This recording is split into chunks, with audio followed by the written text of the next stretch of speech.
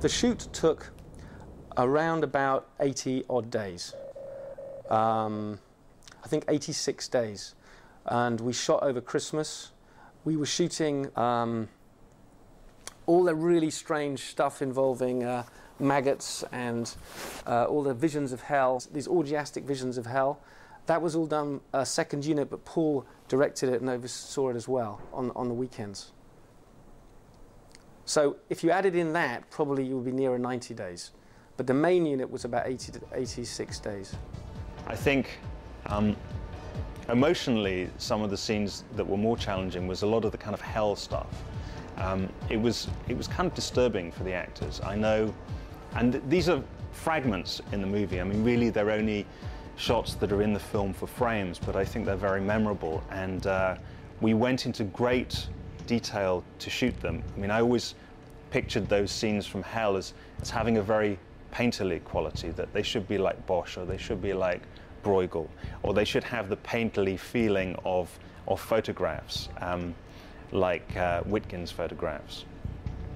And that meant we just took a long time to shoot them, and to we kind of set them up like they were kind of mini photo shoots. It was kind of disturbing places for the actors to go. You know, we kind of made working on the set feel a bit, you know, it was difficult. You know, it made it quite high pressure because they just didn't come to work feeling particularly good about the day's work ahead of them. I mean, everyone got on, but you know, when you come to make a light romantic comedy and you know you've got a fun scene ahead of you, that's one thing.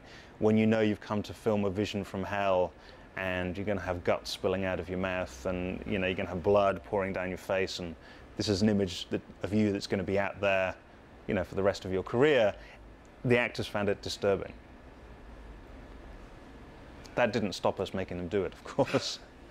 All the zero gravity stuff was really tough. We made a decision in the first week of filming, because in the original script they were in zero gravity for virtually the whole time on the ship.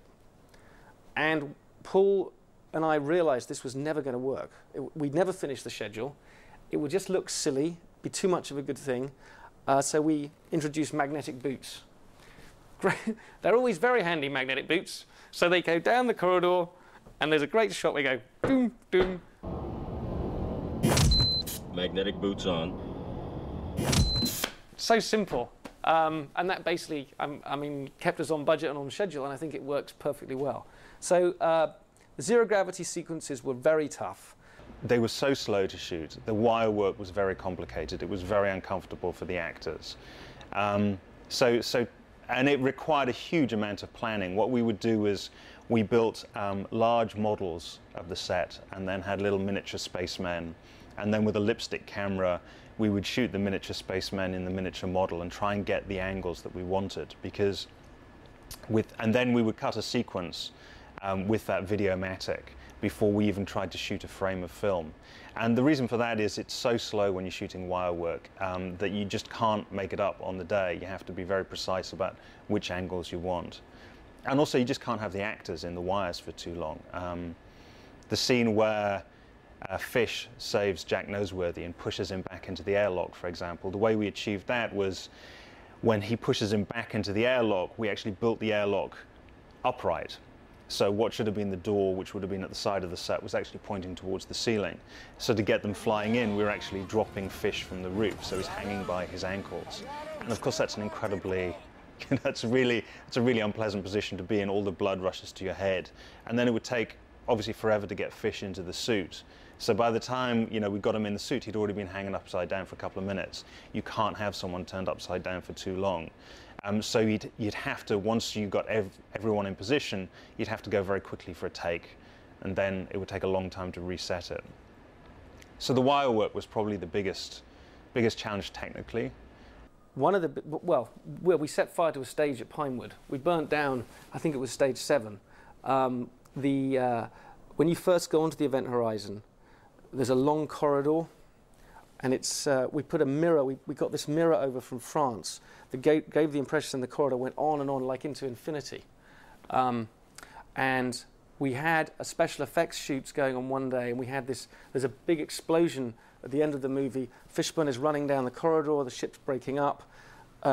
We wanted to actually have some real flame elements, so we had a special effects shoot, and the special effects guy also had a wind machine, and the flames went onto the silk cloth that was wrapped into the set, and the whole thing just went up literally in about a minute.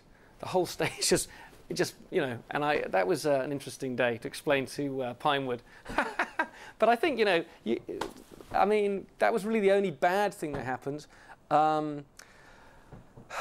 The set in which there is the giant orb spinning, that was a huge set to build. That took about 4 months.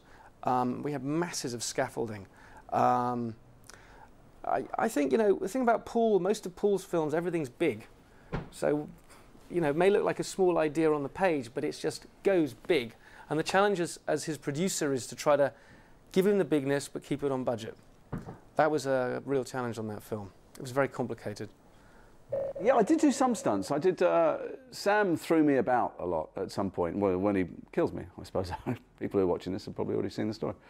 Yeah, Sam threw me about, and I was flying all over the place. I'm always keen to show what a good egg I am, and, you know, get involved. But I remember coming home and barely being able to move, me covered in bruises, little cuts, and everything.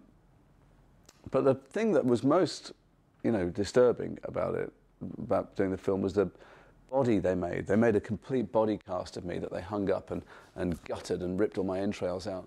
And it was an absolutely perfect facsimile of me. And a lot of people think that that was me hung up on hooks. I don't know how they think I did my rib cage being open, but I remember asking for the body at the end, saying, "Can I have that?" You know, it was perfect. I mean, I looked at it and thought it was me. And they said, "No, we need it. We might get to use it again." I went, "Where is anyone going to use a life-size model of me with my entrails pouring out?" But if anyone spots it anyway, send me a postcard. I'll buy it off them. Bob Keane did a lot of the prosthetics. He specifically did prosthetics that involve building bodies. So there's a sequence in which a man is frozen, is suspended and frozen, and then he cracks and he falls to the ground as the gravity is put back on. And he did a great job. He did the scene in which Jason Isaacs' character is skinned alive. He did that body cast. So he did all of the body molds. And Pauline did more of the specific makeup effects. So the maggots on the little boy's legs, that was more of her stuff. It was interesting to have two such brilliant people working together. The reason we did it was because just the amount of work. We thought that one person just couldn't handle it in one department. So that's why we mixed it up. I mean, poor Bob, there is a story, which is true, but when the man cracks and falls to the ground, someone had actually, presumably the guy who made it, had put a doll, a plastic doll, into this body. And if you look closely, now poor Bob, I don't know who did this to him, some embittered employee, but you know, that was weird.